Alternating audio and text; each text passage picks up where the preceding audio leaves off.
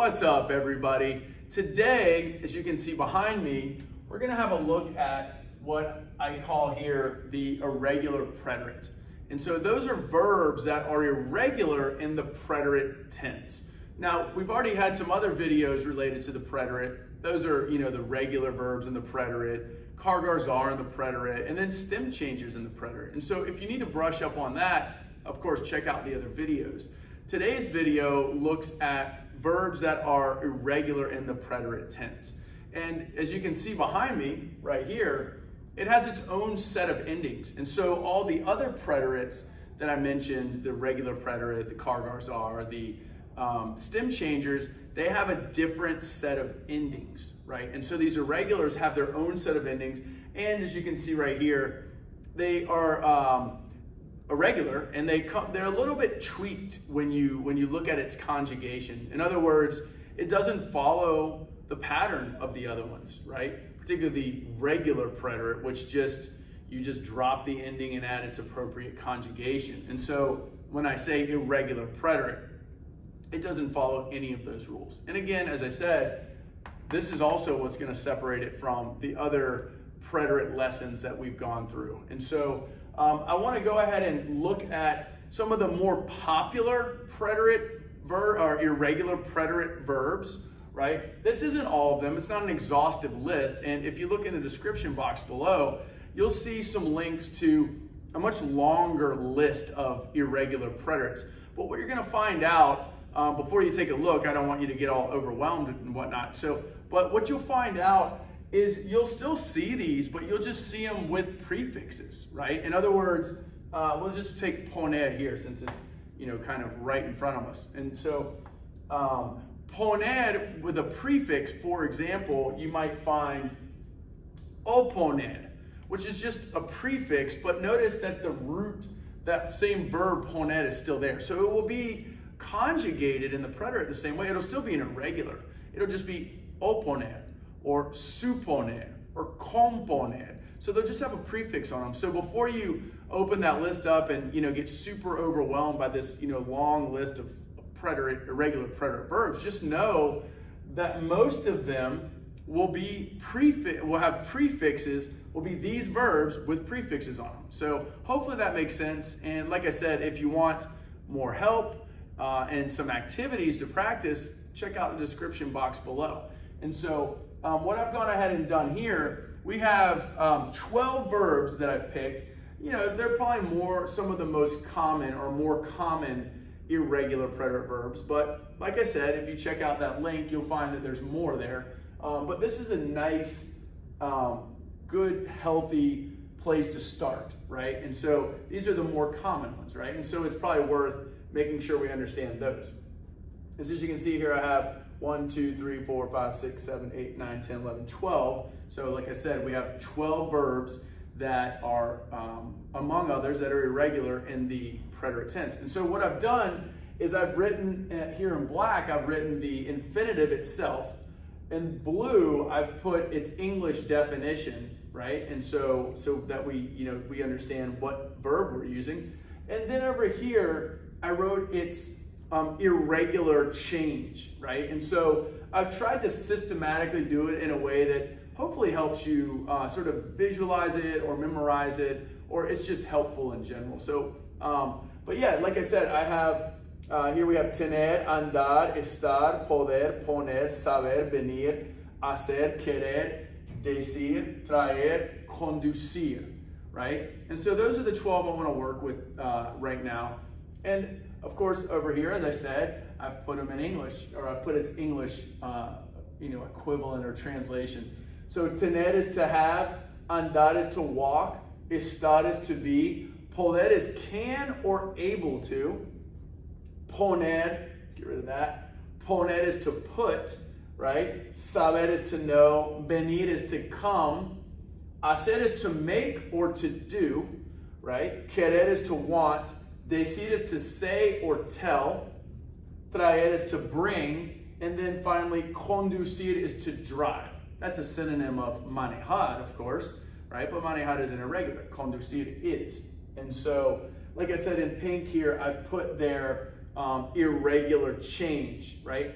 And again, as I said here as well at the beginning, it has a different set of conjugations or endings, right? And so, but it only has one set, right? And I have it here, one set, and there's no accent. So hopefully you find that helpful as well. But so these, irrespective of whether or not the verb over here is AR, ER, IR, it's gonna take the same endings. The other thing I've added over here are, I have said and ed, which is actually the exact same conjugation in the preterite. And then I have the verb dad, which you think it would be over here, but it's just a little bit different. It is irregular, but notice it's D, right, instead of day, right, for example. And so likewise, you have do. So there's enough difference that I thought it would be worth sort of putting over here. In terms of what you see here, these ejemplos, I'm only going to work with what's here. I'm not going to deal with those, right? But I want to make mention of them and I want to go over them. But as far as this is concerned, I'm just going to use these, right? And so, but those are irregular as well, and are very common. So they were worth putting up for sure. And so, so let's walk through this. So we have tened. Tened becomes tuv, right? Andar becomes anduv, and estar becomes estuv. So there's a little bit of similarity there as far as its ending. And so that's why I try to put these three together. Now, if we want to say I had, right? For example, yo, you would say yo tuve, right? Because you would take that E and you would attach it to the V. So it'd be yo tuve, for example, right? And if you wanted to say you had, you'd say tuviste, no accent. You just take that and you put it right there.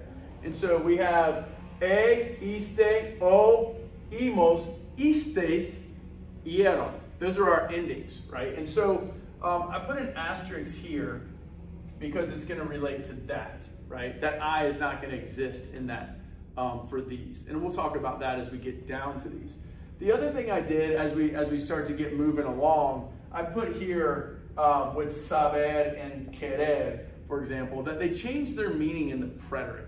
And so what you'll find if you look in the grammar book, it says verbs that change meaning in the preterite, for example.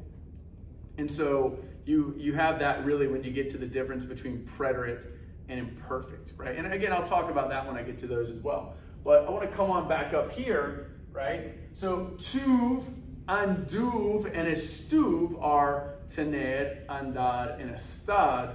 That is, their root or stem, or it's their irregular conjugation. And so then when we just, for example, andar meaning to walk, for example, if we wanted to say he walked along the beach, for example, you'd say anduvo.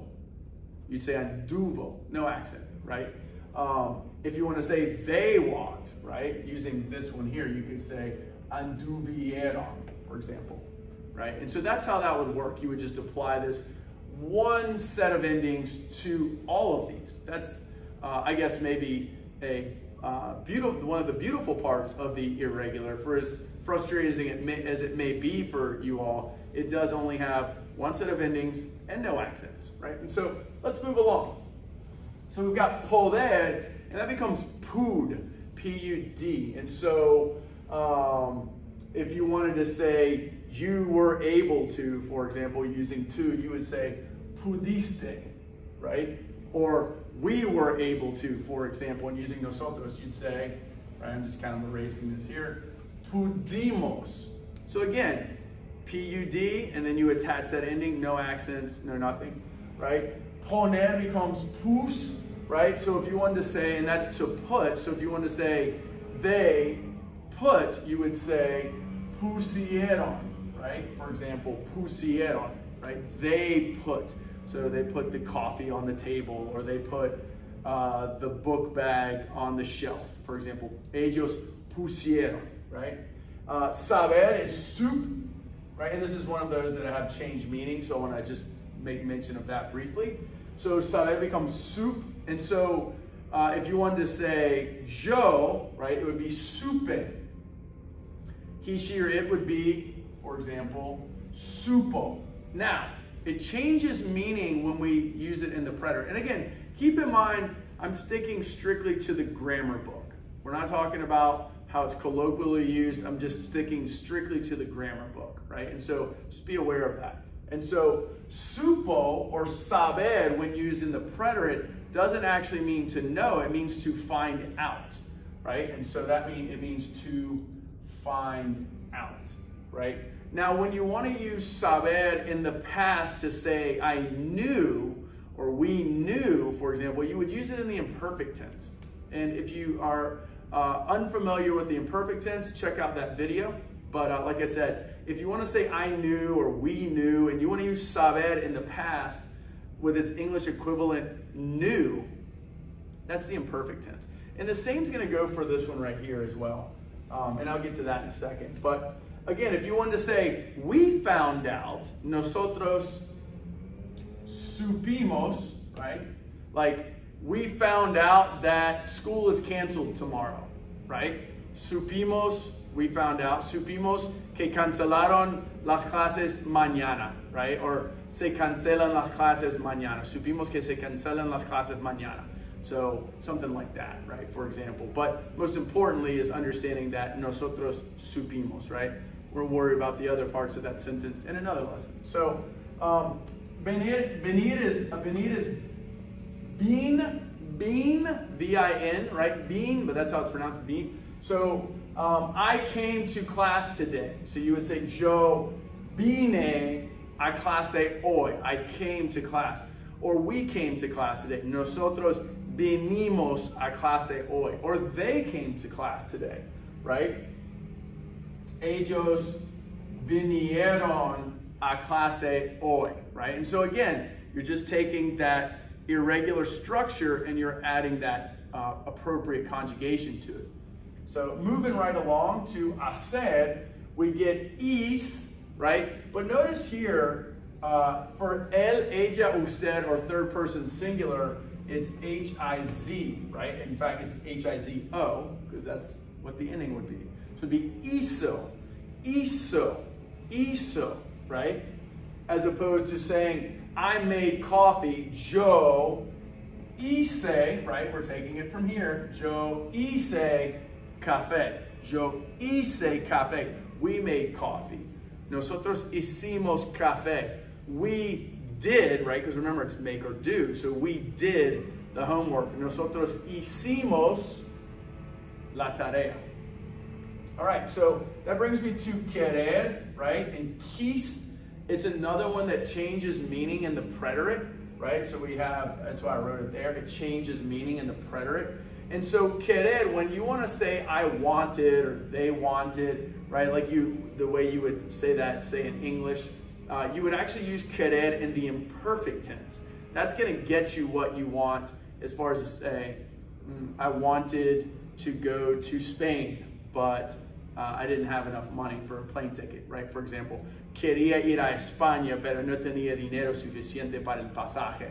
Quería ir a España, right? And so that's, you would use querer in the imperfect tense. As I said, if you need help on that, check out that lesson.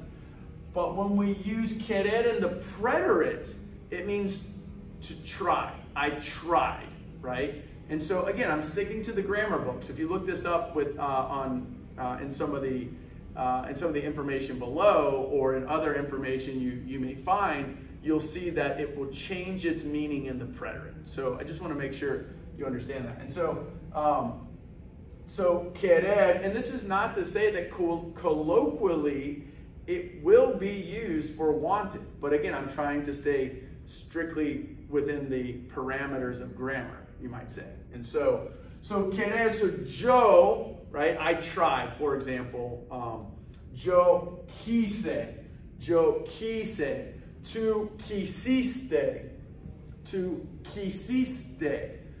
ellos quisieron, right? Quisieron, right? That's a good one. So moving right along, we have decir, traer, and conducir. They all end with J's, as you can see, right? Decir meaning to say or tell, right? Like I told the truth. Yo dije la verdad. right? Yo dije la verdad.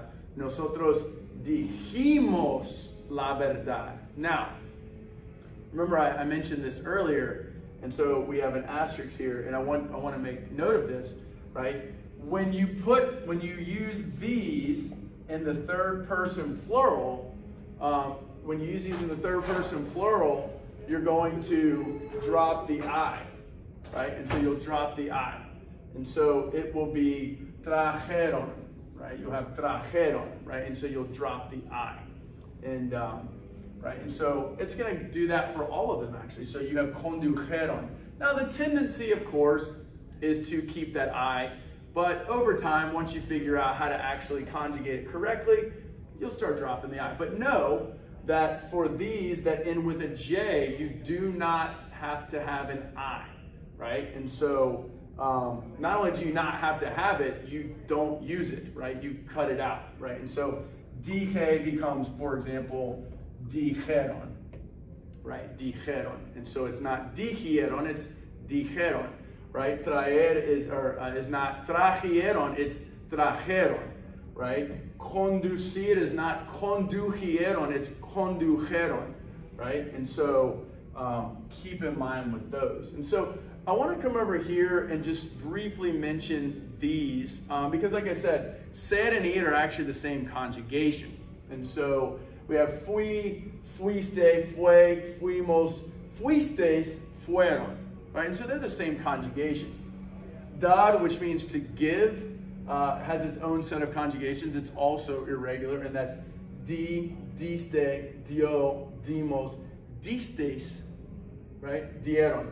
Again, none of those have accents, but they do have their sort of own set of endings that make them irregular. And so, again, just, that's something that's new or exclusive really for the preterite, right? When you think of these two verbs, right? They have the same exact conjugation in the preterite. And so I want to run through these examples with you all briefly. Of course, as always, if you want to stop or hit pause, right, work on these on your own now that we've gone over these, that's cool too. But we're going to go ahead and keep plugging away. And I think I'm going to change markers actually. We're going to use pink. So I have here number one, donde, and then estar in parentheses, right? We have these, we're going to work with the verbs in parentheses, obviously. So we have donde, tu is our subject, so it's estuviste. ¿Dónde estuviste tú ayer? Where were you yesterday? Right? That's what you're asking there. Número dos, el traer mucha comida a la fiesta. He brought a lot of food to the party. So that is el trajo. Notice no accent, of course. El trajo mucha comida a la fiesta. Right? So he brought a lot of food to the party. Número tres, nosotros, and we have hacer la tarea anoche. We did the homework last night. So we come on back over here. We've got HIC, right? And it's nosotros. So we come up to the nosotros. So we have hicimos. Nosotros hicimos la tarea anoche. We did the homework last night. Número cuatro, donde, and then we have poner. Where did you put your keys, right? That's what we're asking. Donde, and we have poner. As a bit of a quick review, it's PUS, so we put that. What's our subject? Tu, so we would put tu, so pusiste. ¿Dónde pusiste tus llaves? Where'd you put your keys, right? Número cinco, ellos me, and then we have decir la verdad. They told me the truth. So we have ellos, we have decir, so let's come on back over here. Right? It's D-I-J, right? But it's third person plural. Typically we have this I here, but as you know, right, we drop that I and it becomes dijeron. Ellos me dijeron la verdad. They told me the truth. Número seis, de donde, right? Venir to. Where did you come from, right? Estás sucio. Where'd you come from? You're dirty. Right? So de donde, to being our subject, VIN is our irregular structure for the for venir, and then to is iste. De donde veniste tú? Estás sucio, right? Número 7, I'm going to change up markers actually. Let's see what we got. We're going to go with blue. Número 7, ayer yo que mi amigo se muda a Mexico. Yesterday, I found out that my friend is moving to Mexico. That's what that sentence is saying. And so we have saber, right? So we'll come on back over here to saber. It's S-U-P, and then it's yo, right? So we have ayer yo supe que mi mejor amigo, or sorry, yo supe que mi amigo, not mi mejor amigo, right? Ayer yo supe que mi amigo se muda a Mexico. Right? Yesterday, I found out that my friend is moving to Mexico. Número 8, yo andar por la playa anoche. I walked the beach last night. And so andar is anduve, and then we have yo, that's our subject, and so we're going to put an e there. Yo anduve por la playa anoche. Right? So that's how we do that one. Número 9, ellos querían ir al partido, pero no poder. They wanted, remember that's in the imperfect tense, so they wanted to go to the partido, the game, but they couldn't. And so, right, they, right, ellos, right, and so we have pud, and then we have ieron, right, so we have pudieron. And número 10, nosotros tener que volver a casa. We have to go back home, right, or have to return home. And so that's tener, so we have tuv, and then we have nosotros, right? We have imos, so it's tuvimos. So nosotros tuvimos que volver a casa. And notice that's a combination of tener plus que plus the infinitive. That's how we do that. Tener plus que, then the infinitive. And so here it is. These are the irregular preterite verbs, right? Or at least a good portion of them. Hopefully this was helpful. Again, if you need more help, check out below in the description box. If you need help with the other preterite, check out our other videos. And as always, buena suerte y adios.